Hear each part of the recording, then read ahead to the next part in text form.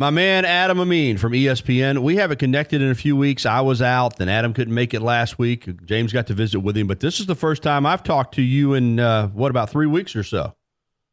Yeah, man, we missed you. I feel like I haven't had enough Gary in my life. I know we usually get a chance to catch up around this time of year because we're getting into bowl season, we're getting into playoff time, and typically Alabama's right in the conversation. So we usually get to catch up. But I missed that, man. I'm glad to be back. Well, we'll make up for it today. I'm sure I'll take you about 5 or 10 minutes over our allotted time as usual. I mentioned your schedule earlier, man. You just got off the call. And I want to ask you about that just because, again, UCLA, I'm not, regardless of what the situation is, you're just not used to seeing them get blown out by 29, 30 points. But you did the University of Cincinnati UCLA basketball game. Sunday, you've got Steelers Saints on ESPN radio. Man, what a game that ought to be. On Christmas, you've got NBA basketball, Portland and Utah with PJ Carlusimo. Next Saturday, you've got the Belk Bowl. And New Year's Eve, you got the Tax Slayer Bowl. Other than that, I guess you'll just be sitting there warm and snuggly in your Chicago apartment, huh? Exactly. Yeah, it's a nice and easy run, right? It was good. We had some time off and had about 8 days to relax a little bit, and then got back to work on Wednesday. And it's kind of a sprint to the finish. We're all gearing up for it with everything going on. I love this time of year, the overlap between NFL and NBA and college hoops, and what we're doing with college football. So it should be fun. We're going to I think we're going to see some special stuff in these next coming weeks. I think the playoffs going to be very good.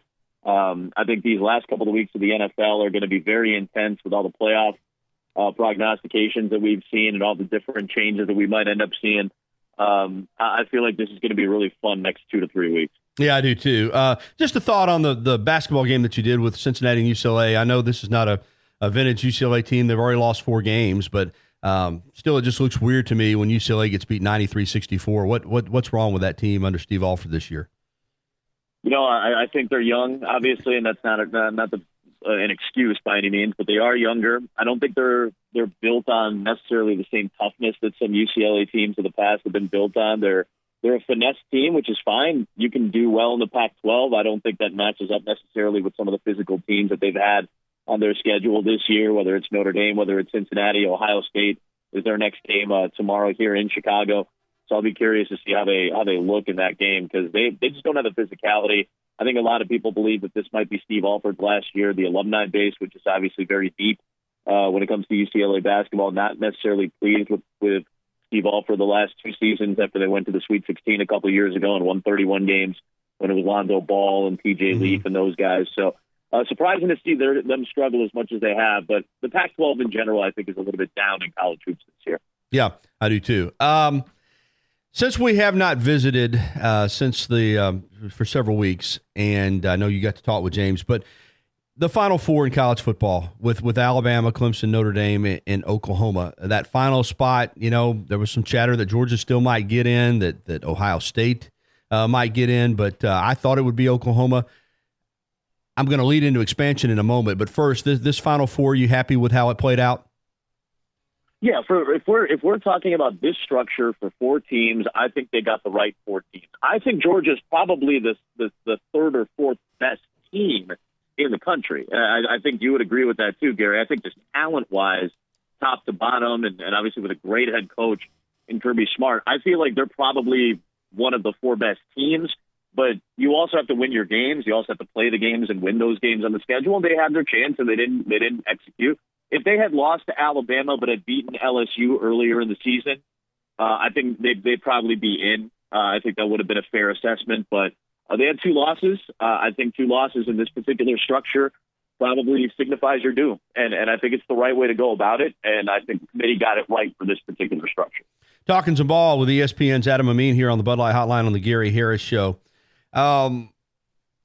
This Oklahoma-Alabama matchup, and it's quickly approaching. I'll be leaving the day after Christmas to go to Miami, and of course, a week from Saturday, we'll have the game, a week from tomorrow. We've talked so much about the offenses and Oklahoma's propensity to score a lot of points and the different weapons they have, Murray beating out Tua for the Heisman, and Alabama's right there with them in terms of points per game and yards and all that. The difference seems to be the defenses. Alabama clearly has a better defense than Oklahoma, but when you look closer at Oklahoma, they do some things on defense. They scored 2 touchdowns against West Virginia, what ultimately was the difference in the game. They had a sack safety against Texas. I thought they played one of their better defensive games against Texas in the Big 12 championship. They have athletes. So to just completely dismiss the Oklahoma defense, is that a mistake or is that correct? And basically they're going to have to go out and score 50. Or do you think their defense will have an opportunity maybe to slow Alabama down some in this game? I think it's that, Gary. I think when you have this much time to prepare and when you have, as you said, the level of athlete that Oklahoma has, I think that does make a difference. I really do. When you have this much time, 3-4 weeks to prepare for an incredible opponent that Oklahoma is going to face, I think you give yourself a little bit of a boost on the defensive side of the ball. Now, they, like you said, they've struggled this year. They fired Mike Stoops earlier this season, their defensive coordinator. But let's not forget, Ruffin McNeil has done a really solid job with that defense. You said it. They've played better, much better in the last few games and have had moments. I think most people will look at the point totals and agree, and rightfully so, that this is not an elite-level defense. But it is the Big 12. There are more possessions. You're going to give up more points. The efficiency of Oklahoma's defense has been better as of late. So I think that's probably the more important thing, the more relevant factor to what we're going to see come the semifinal game against Alabama.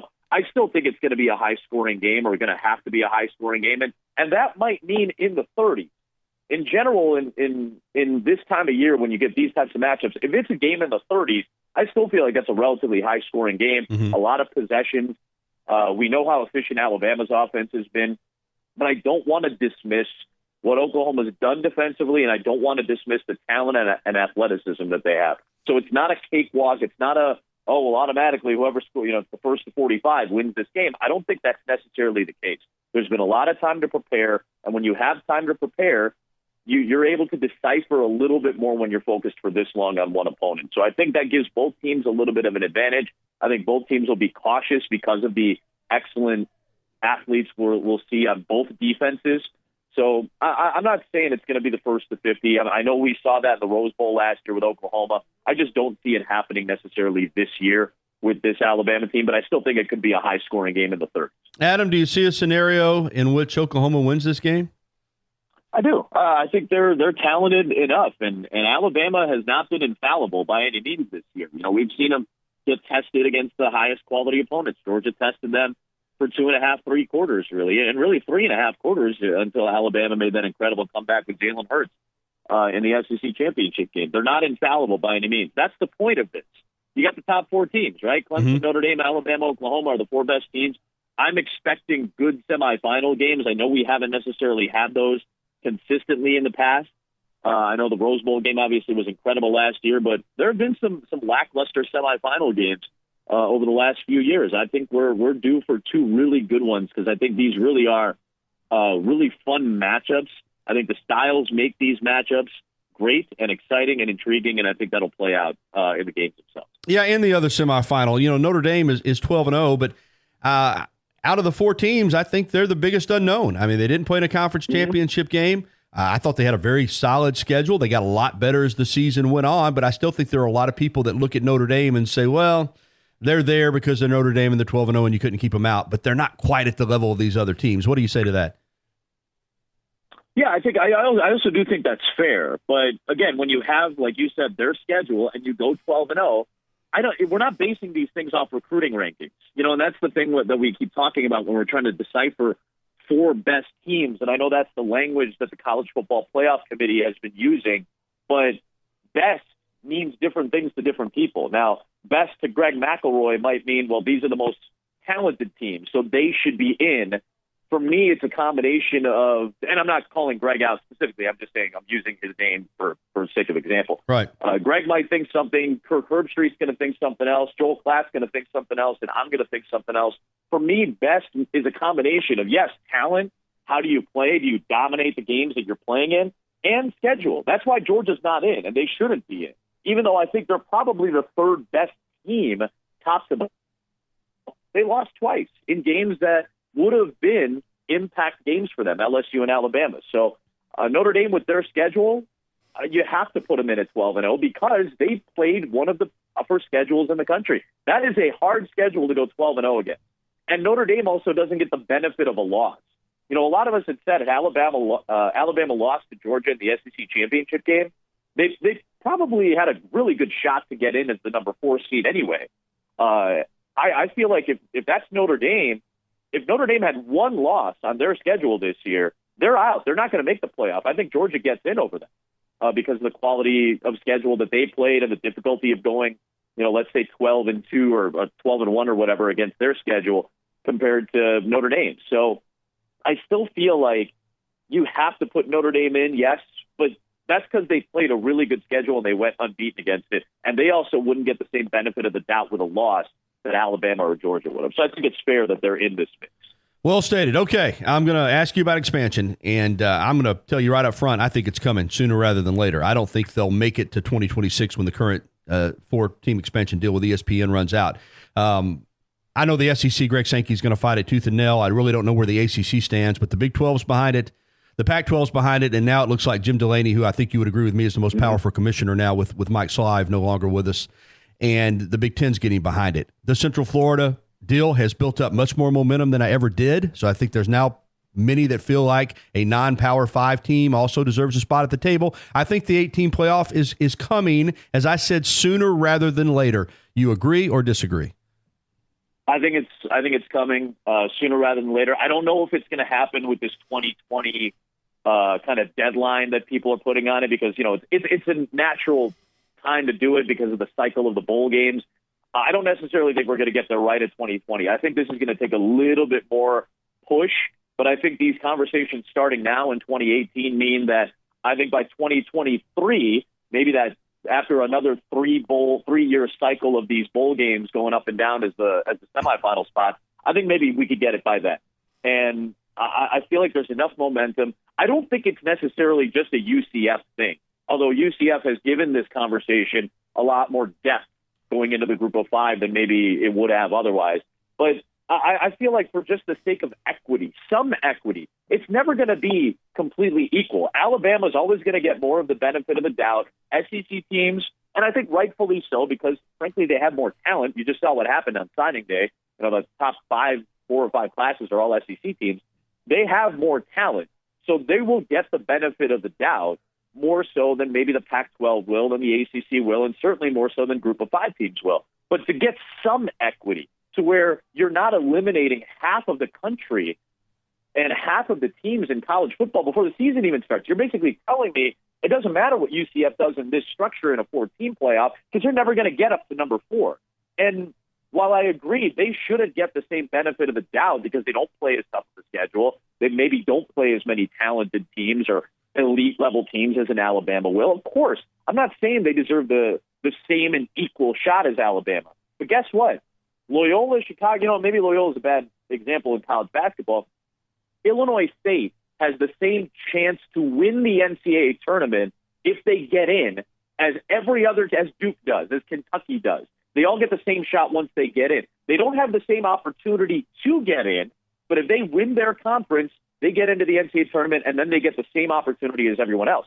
We're eliminating 60 to 70 teams before the season even begins because we've already determined, well, they don't play enough of a tough schedule. The teams that they play aren't talented enough. They're not talented enough because look at the recruiting class rankings. They were the 40th ranked recruiting class. So clearly they're not talented enough to be part of this conversation. We need to get rid of those arguments because then you're just saying, all right, half the country doesn't matter. Half the teams in this sport don't matter. And I love the exclusivity of a 4-team playoff. Guess what? 8 teams out of 130 is still like a pretty small percentage, and the smallest percentage of teams that get into the postseason in all the major sports that you and I talk about every single week, whether it's Major League Baseball, NFL, college basketball, NBA, it's still a really small percentage. It's not going to ruin the sanctity of exclusivity by making this an 8-team playoff. Well stated. I like that. And again, this is such a hot topic now. I feel like, we've had these conversations enough to where I think a lot of arguments are starting to become more and more concrete. And the other thing I always say, Gary, I've been in the room with Nick Saban. I've been in the room with Gus Malzahn, Urban Meyer, Jim Harbaugh. But I've also been in the room with, Josh Heupel. I've also been in the room with Brian Harsin. I've also been in the room with coaches that don't get as much credit for the work that they do with student athletes that don't get the same benefit of working as hard as the kids at Oklahoma or Georgia or LSU or whatever. They all do a lot of the same work, but they're not given the same opportunities. And I think that's a level of inequity that I'm not comfortable with in college football. And I think at the very least, expanding to 8, let's say Power 5 champions, a group of 5, best group of 5 team and a couple of wild cards, I think that's still exclusive. I think that still gives a lot more opportunity to every team. And it's a level of equity that I'm comfortable enough with to say, let's leave it at that if we want to stay with the exclusivity model. Yeah, Adam, real quickly, the SEC, Greg Sankey's going to fight this thing tooth and nail, for one thing, for the fear that the conference championship games will go away. Just a quick thought on the format. If it does expand to 8, do the conference championship games need to go away? At that point, will they have outused their... I don't think so. Okay. I really don't think so, Gary. I think they can stick around. And here's the other thing, too. I understand why people don't want to give away auto bids for a conference championship, because look at the Big Ten championship game. It was Northwestern and Ohio State. Do we really believe Northwestern was deserving as a top 8 team? I can understand that argument. Washington, Texas, had they won the Big 12 championship game, you could certainly make arguments. So I understand why people are uncomfortable with maybe the automatic bid for a Power 5 team. I think you can give value to the regular season if you keep the Power 5 conference title games and give an automatic bid. Because guess what? If the teams are good enough, Alabama's clearly good enough, they're going to win their conference championship anyway. And had they not, in an 8-team structure, they're definitely still getting in as a wild card. So I don't think it affects the SEC as much as Greg Sankey believes it does, because the quality of the teams are still really high. These records, let's say we had an 8-team format this year, but the schedule was exactly the same. The teams that won their games were going to get into the playoff anyway. And the only outlier probably would have been Washington as a Pac-12 champion. Other than that, Ohio State was 5 or 6. Georgia was 5 or 6. They'd probably be the 2 wildcard teams that get into the playoff anyway, along with the Power 5 champions and UCF as group of 5. I think in this structure, and I know it probably might be an outlier because it helps my argument, and I think it fits perfectly right now, but I feel like the teams that are going to win the games are going to win the games no matter what. And as long as you put a structure in place that rewards people in the regular season, still gives an opportunity to good teams that lose a game, and still gives a seat at the table for the group of 5, I think that's about as equitable as you can get in such an unbalanced format with so many conferences and all these teams and weird schedules that have to be made 3, 4, 5, 6, 7 years in advance. I think that's as equitable as you can get for this particular sport, and I think I can live with the comfort of that. Your good friend Mac Brown takes the North Carolina job. He's 67, so is Nick Saban, but he has been out for 5 or 6 years. Had a really good gig there in television. Are you surprised that he took the job? Are you surprised that North Carolina hired him? Do you think he's got the energy at this point? What did you think of that move? And you think he's up to the challenge of getting back in big time college football and doing what needs to be done and doing it for a long enough period of time to make it a worthwhile move? I think I was surprised more so that North Carolina went after Mac than I was that Mac took the job. When I heard the offer was out, I thought that's a great opportunity. Mac had always said, with the competitive spirit that he has, and as well as I know him, I figured that at some point, if the right job came up, he would go for it. But it had to be the right gig. And I knew that there were only a few schools that he'd be willing to go to. I think Tulane was one of them because he had a history there, and it'd be an easier gig. I knew North Carolina would be a great spot. I actually thought it would have kind of worked out where maybe Scott Satterfield from Appalachian State would have gotten hired at North Carolina. And I thought maybe that App State would say, hey, let's go after Mac and see if we can stem the tide a little bit. I think everybody made the right moves. I love Elijah Drinkwitz going to App State. I love Satterfield going to Louisville. And I think it's actually a really good fit. Mac spent half the year in North Carolina up in the Appalachian area anyway. He's obviously got the history with North Carolina. The money's good, I think, for the most part. I don't think any contract details have been released, and he hasn't told me. But I believe, from what I've heard, I think the money is fair. And I think that situation is one that he can stem the tide for 3, 4, maybe 5 years, try to rebuild a little bit of what North Carolina was 4 or 5 years ago, and get that program back on track. And then eventually, I don't think he's going to be there I don't think he's going to be there until his mid. He's not going to go Bill Snyder and be a 76-year-old head coach in college football. I think this is a chance for Max to put his stamp on a program one more time, to have a little bit of convenience being in North Carolina. And I definitely believe he has the energy for it. And I'm certainly biased in that regard. But knowing him as well as I do, as hard as he worked while he was at ESPN with us, I really believe that he's a good fit for that. Maybe it wasn't the initial fit that people were thinking about. I'm sure a lot of people questioned it, but I feel like it's actually a pretty good fit when all the elements are in place. All right, running out of time, but the NFL, your Bears win the Central Division title, and they do it with the old-fashioned football. They do it with NFC North now, not going back way back, but they do it with defense. They do it with a quarterback taking care of the football. Kind of nice to see in this era where everybody thinks you got to score, even in the NFL, 35 or 40 points. The Bears got it done the old-fashioned way, which is what you like to see, particularly in that division, old-school football. Yeah, listen, man, the best teams in the NFC right now are still defensive-based. So the Bears have arguably the best defense in the NFL. Certainly some of the most talented. The Rams, who've had a great season. I know as explosive as they are offensively. Don't forget, some of the guys that they have on that defense are, some of the best defensive players ranked in the NFL. I've got the Saints on Sunday. Drew Brees hasn't looked like Drew Brees the last 3 weeks now, going on the road.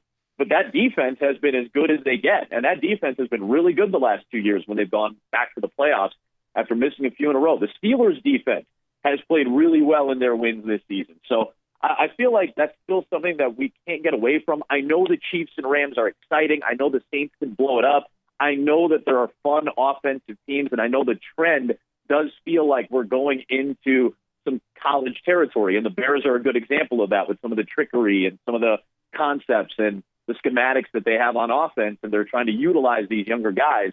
Let's not forget the defense is still something that travels in the playoffs. It travels in cold weather.